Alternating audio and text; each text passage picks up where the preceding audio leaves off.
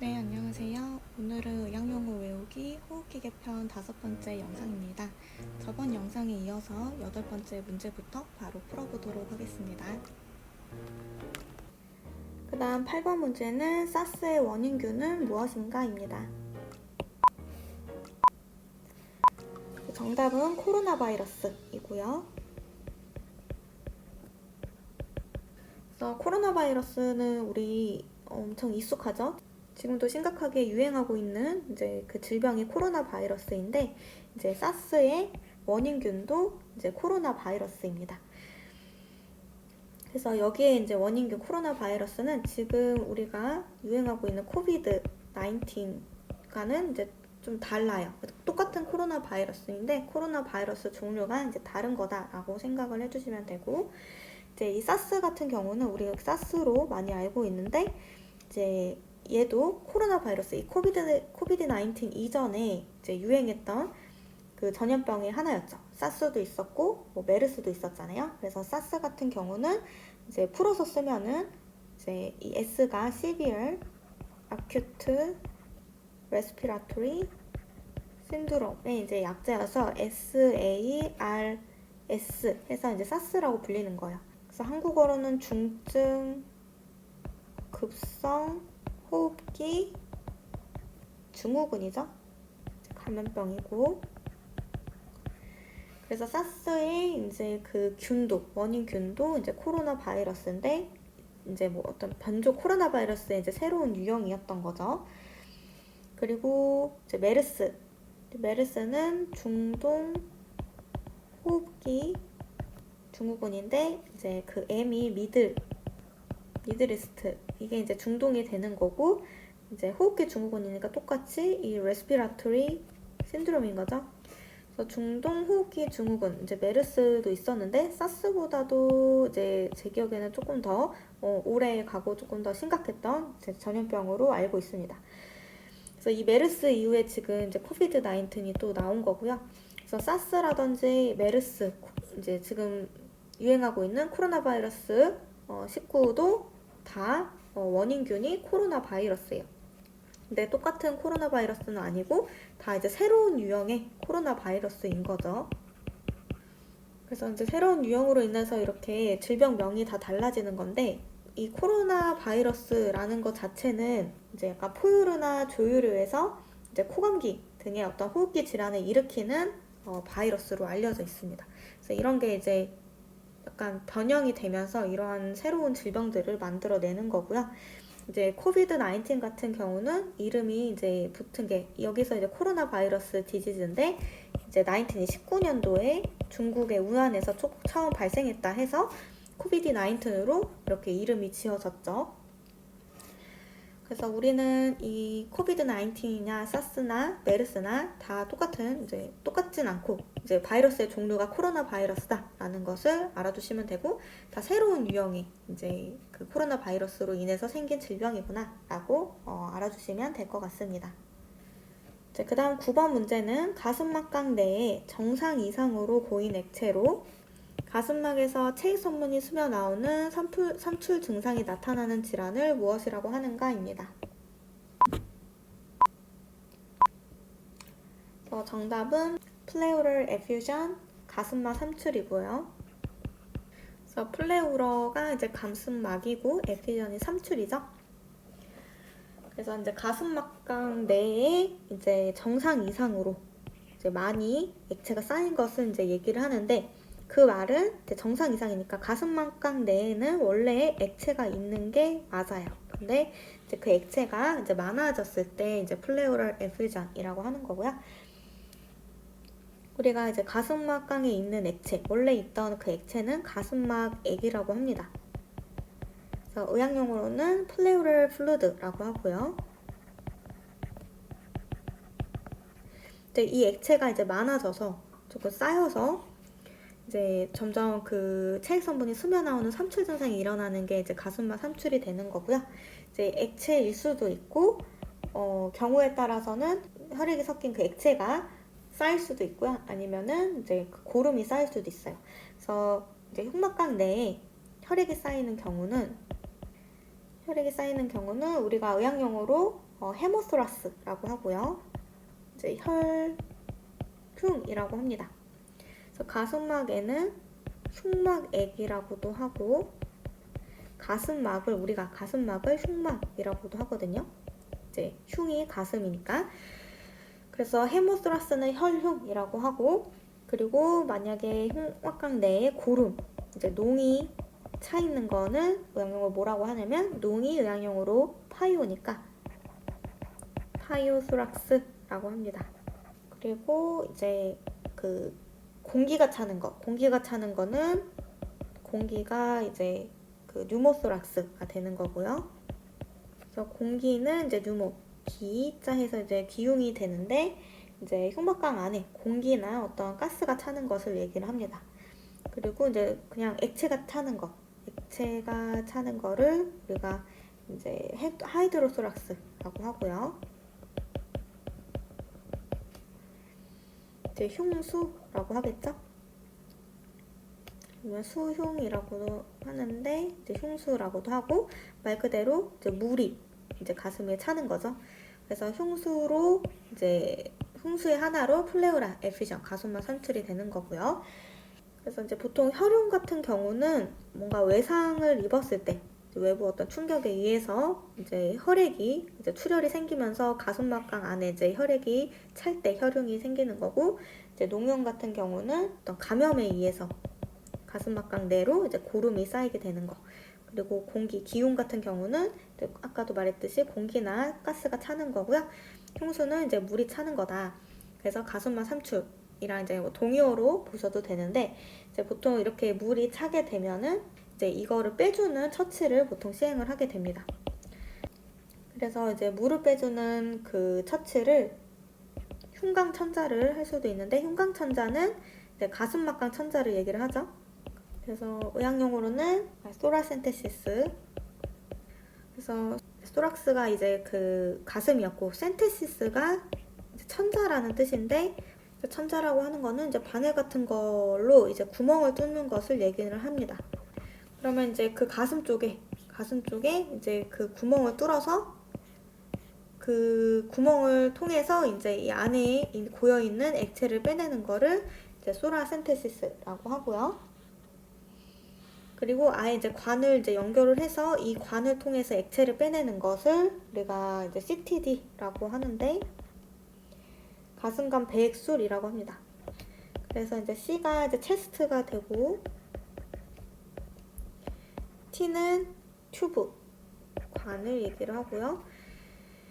D가 드레인지 해서 배액을 뜻하는 용어인데, 그래서 가슴관 배액술이 되는 거죠. 그래서 가슴에 이제 관을 설치를 해서 여기로 이제 배액을 시킨다. 액체를 빼내는 그 실수를 얘기를 합니다. 그래서 이제 가슴막강 내에, 흉막강 내에 이제 정상 이상으로, 비정상적으로 이제 액체가 쌓이는 거, 그래서 그 체액산분이 스며나오는 삼출 증상을 가슴막 삼출, 플레우럴 에퓨션이라고 하고, 이제 이런 액체가 이제 그 가슴막강 내에 있는 거는 하이드로소락스, 공기가 있는 거는 뉴모소락스, 이제 고름이 있는 건 파이오소락스, 혈액이 있는 건 헤모소락스라고 한다. 그래서 이렇게 고여있는 뭐 액체 이런 것들을 빼내기 위해서 보통 흉강 천자라든지 가슴막강 천자, 소라센테시스를 시행한다든지, 아니면 CTD, 체스트 튜브 드레인지여서 이제 배액을 통해서 이제 빼는 처치를 하게 된다라고 정리를 해주시면 될 것 같습니다. 이제 다음 10번째 문제는 폐암 진단을 위해서 실시한 검사는 무엇인가 라는 겁니다. 그래서 다음 그 검사를 통해서 나온 진단명을 보니까 이제 스쿼머스 셀 칼시노마 오브 렁이라고 나왔죠. 그래서 이러한 진단을 위해서 실시한 검사는 무엇인가 라는 문제고요. 정답은 렁 바이옵시, 폐 생검입니다. 그래서 이제 렁은 폐고, 이제 이 바이옵시라는 게 이제 생검이라고 하는 건데요. 이제 생검은 조직을 채취하는 것을 얘기를 하죠. 그래서 조직을 채취를 하는 이유는 이제 더 정확한 검사를 해서 진단을 하려고 이 생검을 하는 거고요. 그래서 이제 진단 검사 중에 하나인데, 이제 정확한 진단 검사 중에 하나죠. 조직을 채취해서 이제 나중에 그 현미경 검사를 하게 되는 거고요. 보통 이제 암을 진단하려고 할 때 이 조직 검사를 많이 시행을 합니다. 그래서 이거를 이제 조직 검사라고 하는데, 이 조직 검사는 조직을 떼서 현미경 검사를 하는 거기 때문에 정확한 이제 검사라고 할 수가 있겠죠. 그래서 가장 정확한 검사를 통해서 이 생검을 해서 조직 검사를 하게 되면은 이렇게 그 암 종류를 알 수가 있게 돼요. 그래서 이 스쿼머스 셀 칼시노마라는 거는 이제 편평세포 암이라고 하는 암의 종류입니다. 그래서 칼시노마는 이제 암종인데 그 암종, 칼시노마의 종류에서도 스쿼머스 셀 칼시노마라는 거예요. 그래서 이렇게 정확한 그 암의 종류를 알기 위해서 이제 조직 검사를 시행을 하게 되는 거고요. 보통 이 조직 검사는 이제 바이옵시, 생검을 통해서 하게 되는 거예요. 그래서 이 진단 검사와 관련해서 조금 더 얘기를 해보면, 제가 그 암과 관련해서, 암 등록과 관련해서도 영상을 하나 올린 게 있는데, 이제 보통 그 암 검사를 하게 돼서 이제 암을 진단을 할 때는 크게 두 가지 종류로 이제 검사를 해서 진단을 하게 되는데, 현미경 검사가 있고 비현미경 검사가 있습니다. 당연히 이제 조직을 채취해서 현미경으로 검사하는 게 이제 가장 정확한 검사가 되는 거고요. 이제 비현미경 검사는 이제 어떤 조직 없이 현미경 검사를 통하지 않은 것을 얘기를 해요. 그래서 예를 들어서 그냥 진찰만 한다든지, 뭐 임상 진단으로 이제 암이라고 진단을 내리던지, 아니면 이제 방사선 영상 촬영 그런 검사를 이용을 해서 뭐 CT라든지 뭐 MRI라든지 뭐 엑스레이 이런 것들을 통해서도 이제 암을 이제 진단을 하기도 하는데, 보통은 이런 조직 검사, 조직학적 진단명이라고 하는데,